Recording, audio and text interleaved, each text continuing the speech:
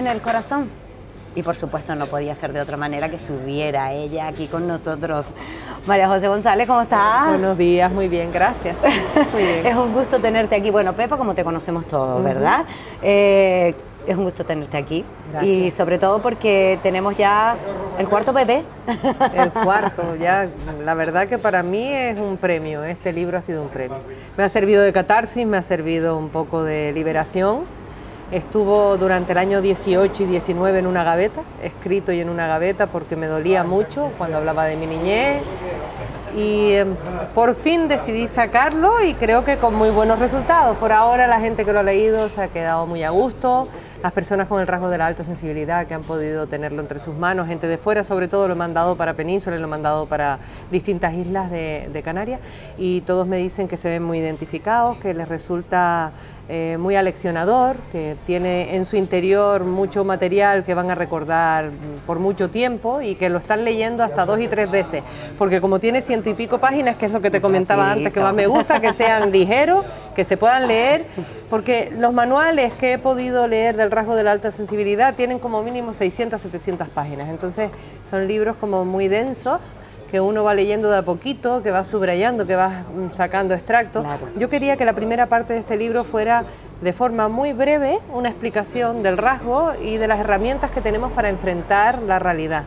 Pero también era una necesidad. Claro, claro. Un 20% de la población y la sociedad estructurada por el otro 80%, entonces tenemos que hacernos fuertes. Sin lugar a dudas. Te ha tocado muy de cerca y además también trabajas en ello. Es decir, sabes, tienes muy presente y estás muy cercana a la asociación. Sí, desde el año 2012 que encontré la Asociación de Personas Altamente Sensibles de España y ahí que me asocié y desde entonces hemos hecho 3 encuentros de la alta sensibilidad en la isla de Lanzarote. Eso sí es algo que nos llena de orgullo a toda la asociación porque son los únicos encuentros que se hacen en Canarias. Ahora ya se están haciendo eco en la Universidad de Las Palmas y en la de Santa Cruz de Tenerife y ellos hablan con nosotros, nos dicen vamos a montar algo, vamos a hacer algo, pero no arrancan. No terminan. Al final sigue siendo Lanzarote la pionera en esto. Bueno, pues eso está muy bien, porque hay que ir acercando a todos, a que conozcan cuáles son las realidades. Pero ¿quién es Pepa González? Es decir, ¿de dónde le nace esta afición por el escribir? Porque creo que desde pequeñita lo tuyo era tener un libro en la mano. Sí, desde muy pequeña, además, mi madre lo fomentaba mucho. En mi casa, yo siempre recuerdo a mis amistades cuando llegábamos del colegio y decían, tu casa parece una biblioteca. Había libros por todos lados, a mi padre le gustaba mucho leer y a mi madre también. Entonces, el verlo, ese reflejo, ese modelo, pues se copia. En el caso mío lo copié desde muy pequeña. Recuerdo que con 7, 8 años, mis amigas recibían regalos del estilo de muñecas o de juegos de mesa. Yo recibía alguna vez ese tipo de regalos, pero normalmente mi madre cuando se iba de viaje me traía libros de literatura clásica, La Celestina, Lazarillo de Tormes, El Quijote, en versiones para niños, obviamente. Y me traía plumas estilográficas. Mira. Y me traía plumas y eso me encantaba, siempre tenía libretas y plumas y desde muy pequeña. Y ella, como vio que me gustaba mucho escribir y leer, lo que hizo fue dejarme un libro. Cuando ellos eran pequeños, mis padres, que eran del año 28 y 30 y pico, les enseñaban en el colegio a identificar las letras, la grafía de todos los tipos habidos y por haber.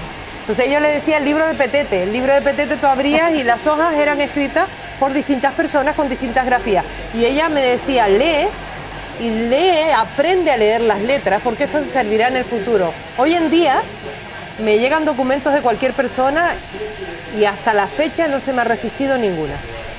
De hecho, mi marido me da documentación antigua, escrito hace muchos años, y me dice, por favor, léeme a ver qué dice aquí, qué nombre dice, qué cantidad dice. Y yo me siento, lo miro, empiezo a leer y saco el contenido. Me encanta la caligrafía, me encantan las palabras, me encanta la literatura. No solo leer, sino que escribir. Pero sobre todo leer, y leer a los grandes, a los premios Nobel de Literatura, leer a los grandes poetas, me encanta leer. ¿Y escribes a pluma? A veces sí, todavía tengo alguna. Y de hecho, la poesía la escribo a mano, porque de repente estoy con mi hijo en cualquier cafetería y me viene algo, cojo una servilleta y escribo.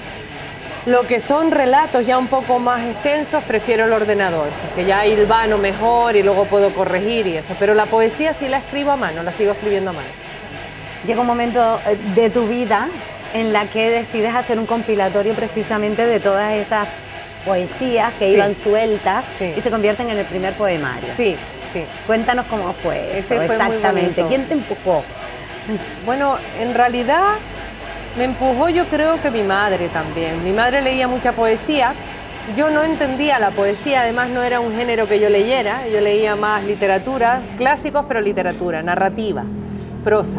Y mi madre me decía, la poesía es el cenit de la literatura. Cuando madures, cuando crezcas mentalmente, leerás poesía y verás que no hay nada más bonito que la poesía, que es la cima de la literatura.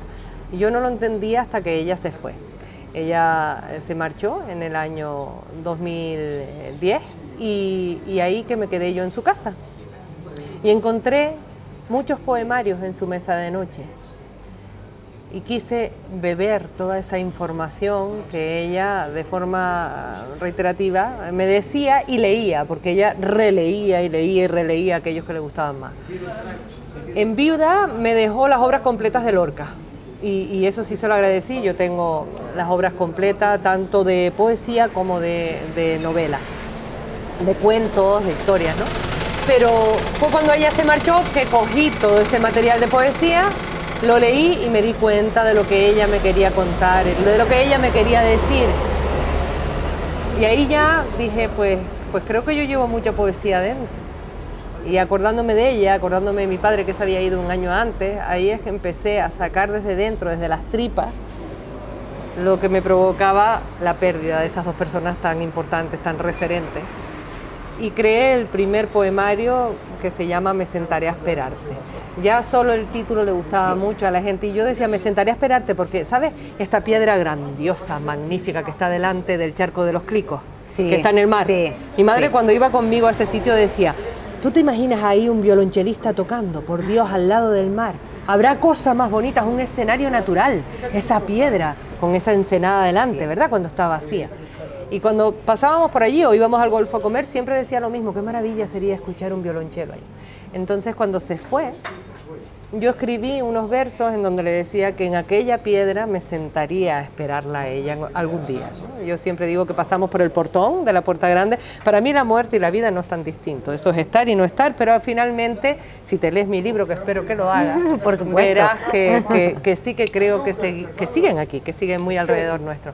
Entonces yo decía, cuando yo pase ese gran portón, que ya le decía a la partida pasar por el portón grande, ahí estarán todos esperando. De hecho, mi hermano Manuel, que se fue hace 3 años ahora, Manuel, creo que tú lo conociste, a Manolín, cuando se marchó, la primera imagen que me vino fue ese portón abriéndose y mi padre y mi madre recibiéndolo.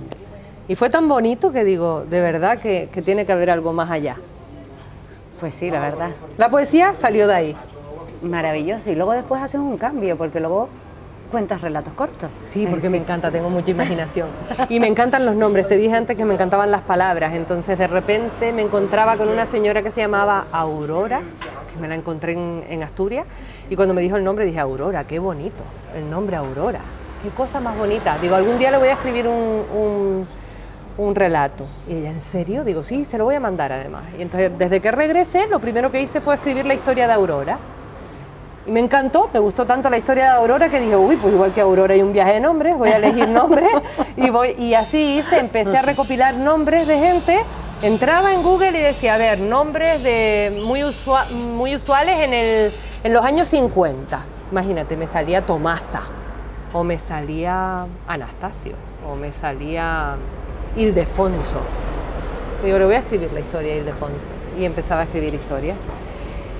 Fui escribiendo historias una detrás de otra y había gente de mi entorno que la leía hasta que llegaron a comentarme, pero ¿por qué no lo pones todo en uno? Queremos leerte, claro, todas esas historias, pero de una vez, no salpicadas y que tengamos que ir a tus blogs. Tenía varios blogs donde publicaba, tenía publicaciones en el Diario de Avisos, en Tenerife, en Canarias 7, en Provincia.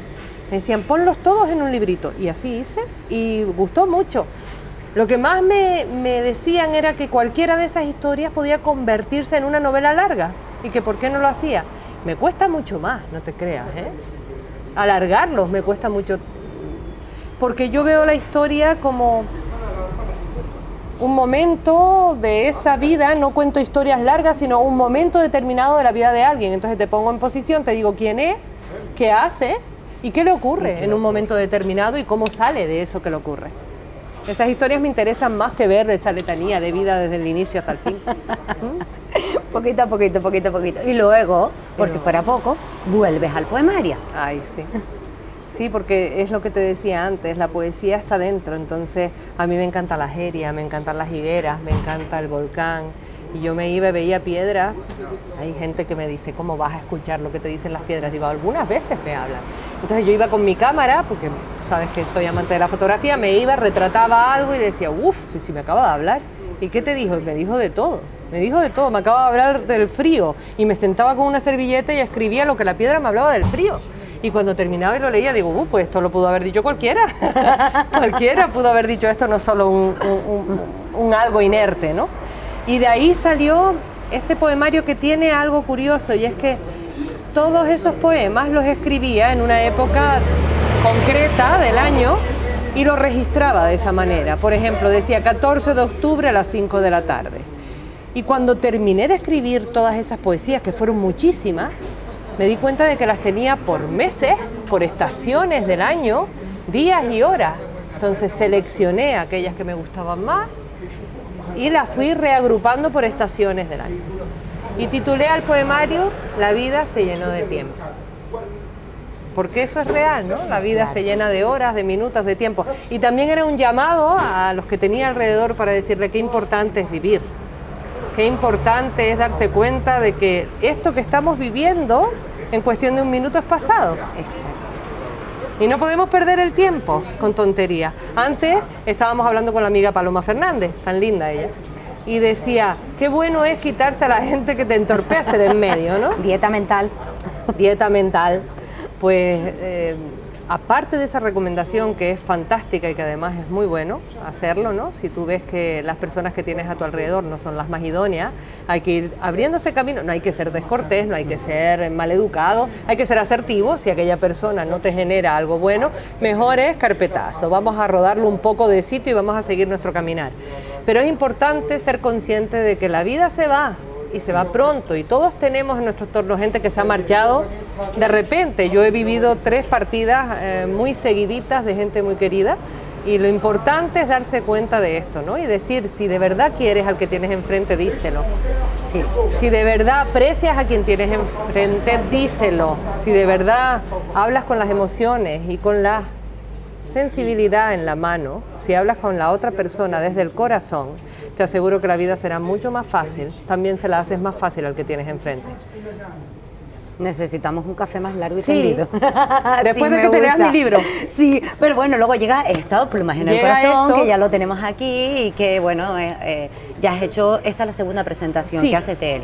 Sí, la hice en Aría, ahora en San Bartolomé, y tengo previsto hacer otra en Arrecife. Luego ya me la llevo para Galdar y para el Puerto de la Cruz. Sí, ya tengo los contactos allí, además son sitios, Galdar es la tierra de mi madre, quiero ir allí, y el Puerto de la Cruz tengo muchos amigos en el Puerto de la Cruz, y además es un pueblito que a mí me parece encantador, es precioso, la zona del casco histórico, ¿no?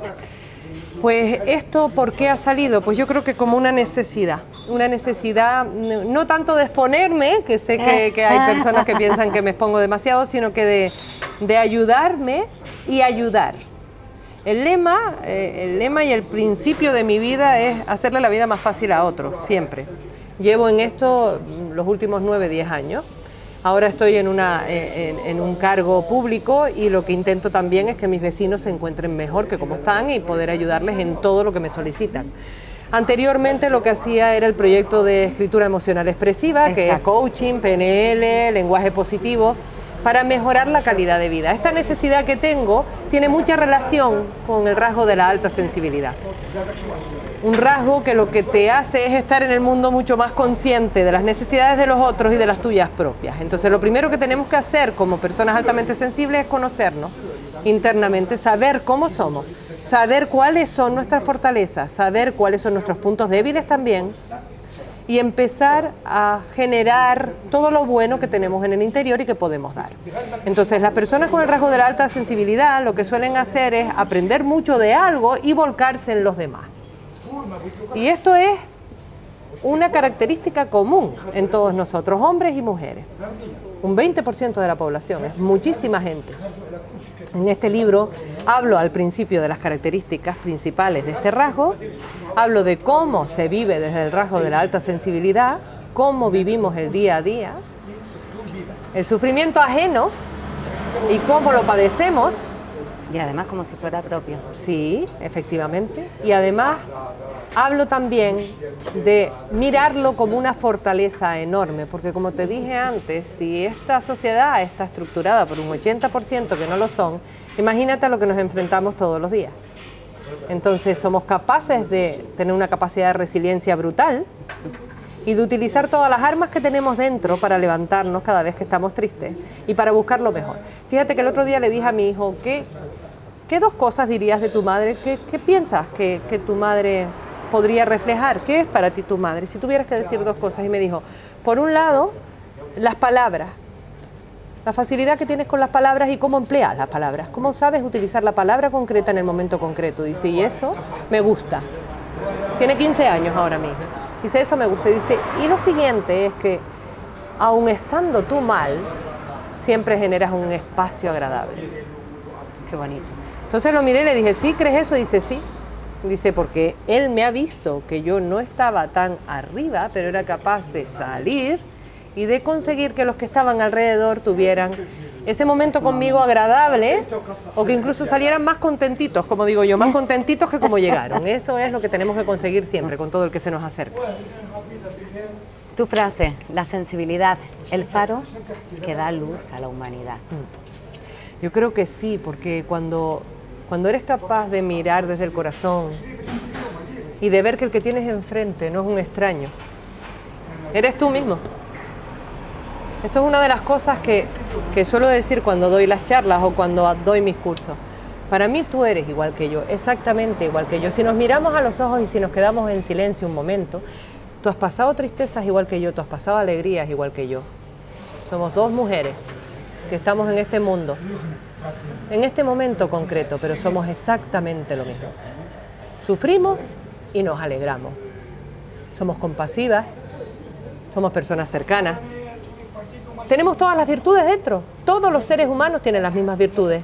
Unas las tienen más potenciados y otros menos. El entorno social, el contexto social, la crianza ha hecho que la tengas más arriba o más abajo. Pero tenemos exactamente lo mismo en nuestro interior. Entonces, si tú ves al otro de verdad, como si fuera tu hermano, como si fueras tú mismo, ¿qué daño le vas a hacer a otro? ¿Qué problema puedes tener tú con otro? Cuando yo veo esa rabia que se ve en la televisión, o cuando veo esos halagatos en contra de unos o de otros, me parece tan descabellado. ¿Cómo puedes mirar a otro ser humano sin pensar que podría ser tú mismo en otras circunstancias? ¿Tú crees que esas personas que llegan aquí y que han salido de un país en donde no estaban bien, están más contentos por haber salido de ese país? ¿No hubiesen preferido estar en su casa y estar bien en su casa? Si salen y si buscan otras alternativas es porque de verdad lo necesitan. No nos queda otra que ayudar, extender la mano y ayudar, siempre ayudar. No hay otra vía. Somos almas en distintos cuerpos, buscando exactamente lo mismo. Exactamente lo mismo, la felicidad, el bienestar. Tenemos que repetir que te tomes un respiro. Gracias a ti. Gracias por venir. Gracias por dejarnos. Y gracias por permitirme mostrarlo, por Dios. Encantadas de la vida y además nunca habíamos tenido la posibilidad de vernos en distancias así, tan cortas. Sí. Me ha encantado y quiero repetir de nuevo. Un placer, muchísimas gracias y desde el corazón, de verdad. Nos tenemos que volver a ver, ya cuando te lo leas nos tomamos un café y hablamos de lo divino y de lo humano, perfecto, de todo lo que quieras. Gracias a ti y al programa por esta oportunidad. Gracias. Muchas gracias a ti.